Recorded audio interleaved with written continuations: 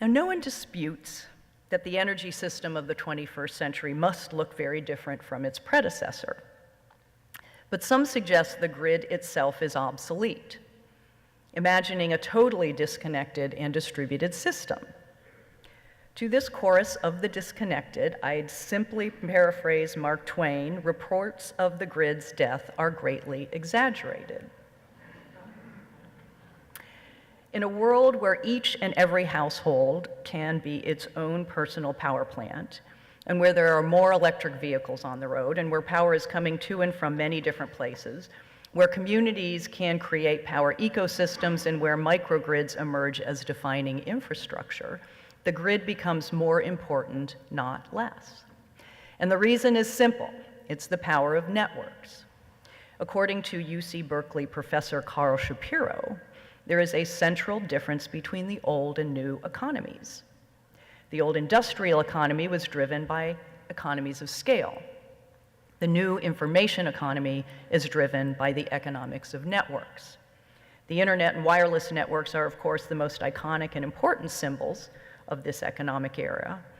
But at its most basic level, an electric grid is just one big network too, connecting people, homes, businesses, schools, hospitals, and virtually anything or anyone that requires power, which in our modern economy means basically everyone and everything.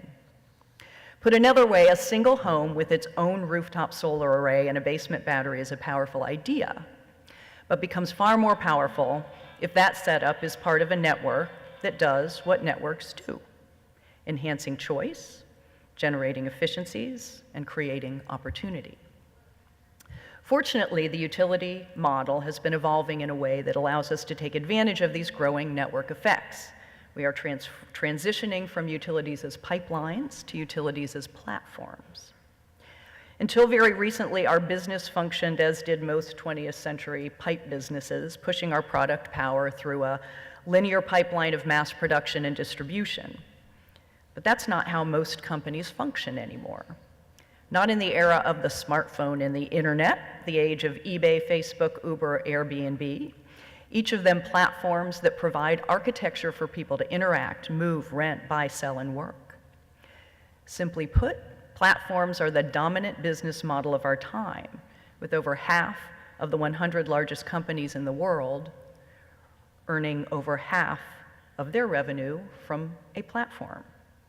Simply put, platforms are the business model that serves up the power of network economics to the consumer. And if you're an existing company and you want to survive, the lesson of the 21st century is you can't keep singing the same old tune. You have to compose a whole new score. And if we get the digital melodies and the technological harmonies down right, our evolving electric grid has the potential to become the single most important platform in the economy. Utilities will need to fulfill the same core responsibilities it always has, delivering affordable, reliable power where and when it's needed. But now we're inviting a multitude of actors, sellers and buyers of energy, services and information, and structures like microgrids, to interact on the grid as well.